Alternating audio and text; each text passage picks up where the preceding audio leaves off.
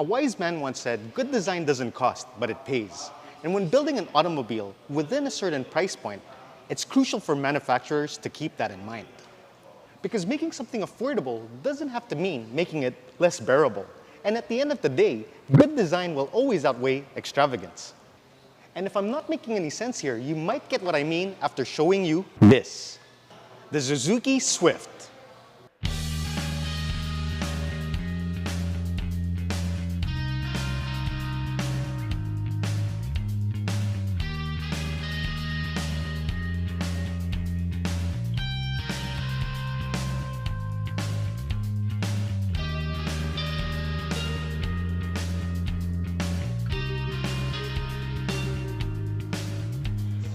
The design of the 4th generation Swift is more of an evolution rather than a revolution from its preceding models. And that only goes to show that they have the right formula, because why fix something that isn't broken? And despite being a budget-friendly automobile, it still manages to be quite striking, and it does that without trying too hard, unlike other contenders which have to resort to overstyled bumpers or body kits just to gain attention. Upon closer inspection, you'll see that the simplicity is echoed through the use of halogen headlights and fog lamps. Even the grille is a horizontal no-frills affair. The only noteworthy feature here are the daytime running lights. As you can see, there's not much use of extravagant exterior features here, but when put together, still creates quite a sight to behold. Along the side, you get 16-inch wheels, which fills the wheel wells quite nicely. Now, this may only come with drum brakes at the back, but with a curb weight of only 860 kilograms, that should be enough to get the job done. Towards the rear, the Swift gets even sexier with these bulging rear fenders, and it's touches like this that really give the car some character, because despite its small frame, it doesn't look wimpy. Moving on to the back, you'll see that the rear end gets wider and wider towards the bottom, which really gives it a brute look. Opening this tailgate gives you 242 liters, and you can fold these seats down to give you 556 liters, although you don't get a flat floor. So pushing heavy objects towards the middle of the car may pose a challenge.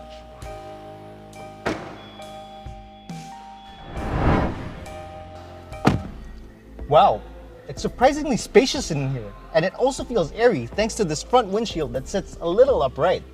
But don't worry, the Swift boasts of having good aerodynamics. Similar to the exterior, the Swift's cabin doesn't employ extravagance, yet it's extremely appealing. Sitting in here won't make you feel like you've hit the bottom of the barrel, which isn't something I can say for all the cars within the same price point. And yes, you'll find as much hard plastics here as you would in a Tupperware party. And you don't even get a center armrest, which is a bit of a bummer. But at least the seats are comfortable, and they even look sporty and provide just the right amount of bolstering. It's not overly aggressive to a point it'll make you feel like a sandwich. And look, you even get a flat-bottom steering wheel, which really adds to that sporty vibe. Even the gauges are a treat, and it goes to show that you don't need all this tech and a fully digital instrument panel to make it more appealing. I really dig the cylindrical design and how the needles rest in the 6 o'clock position. The infotainment system comes in the form of the 7-inch touchscreen that has Bluetooth connectivity and offline navigation. I also like the fact that it has physical knobs and buttons to make using it a bit more intuitive. Now, you don't get an automatic climate control system, but personally I don't mind because this is easy to use. In fact, overall ergonomics is pretty good as everything is well within reach and easy to operate.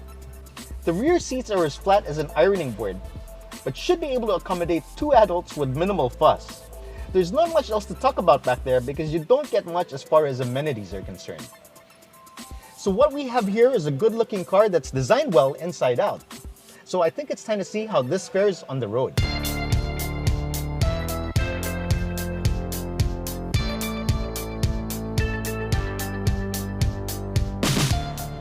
So under the hood lies a naturally aspirated 1.2-liter engine that pumps out 82 horsepower and 113 Newton meters of torque.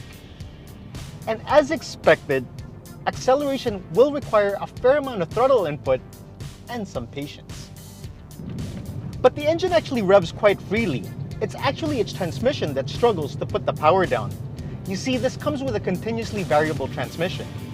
And when you floor the accelerator, you hear it rev out before you actually feel it pull. Now, the key to driving CVTs is not to stomp on the gas pedal, If you put your foot down gradually and allow it to accelerate at its own pace, you'll find that the acceleration is actually quite adequate.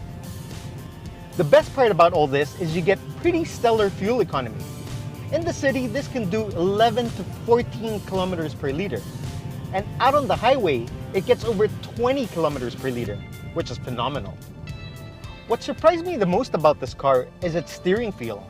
It's nicely weighted, and the ratio is actually very responsive. It's also extremely precise, making this really easy to drive. Now, NVH can also be improved because you do hear the noise creep into the cabin, but that's actually kind of expected from something at this price point. The visibility in this car is also really good, and that's because the A-pillars are pretty far from you. So you have a nice commanding view of the road, which also adds to the ease of driving this. And despite this car's small size, it actually feels stable and planted even at speed. Plus, the ride isn't jarring. It's actually quite comfortable. The brakes also feel well modulated and provide good stopping power. They don't feel mushy. Now, most buyers looking for a car in this segment are looking for something that's comfortable, economical, and easy to drive.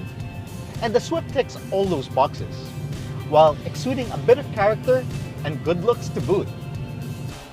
The Suzuki Swift GL with a CVT can be yours for 819,000 pesos, which puts it in the same range as other affordable subcompact cars. But if you really want a car within that price point and you want something with some character that doesn't feel like a rent-a-car or some form of public transportation, then this might just be the car for you. I would like to give a special thanks to Suzuki Manila Bay for making this review possible. For any inquiries on how you can get discounts, freebies, and amazing deals on any Suzuki, please reach out to their sales manager through the contact details below. Thanks for watching.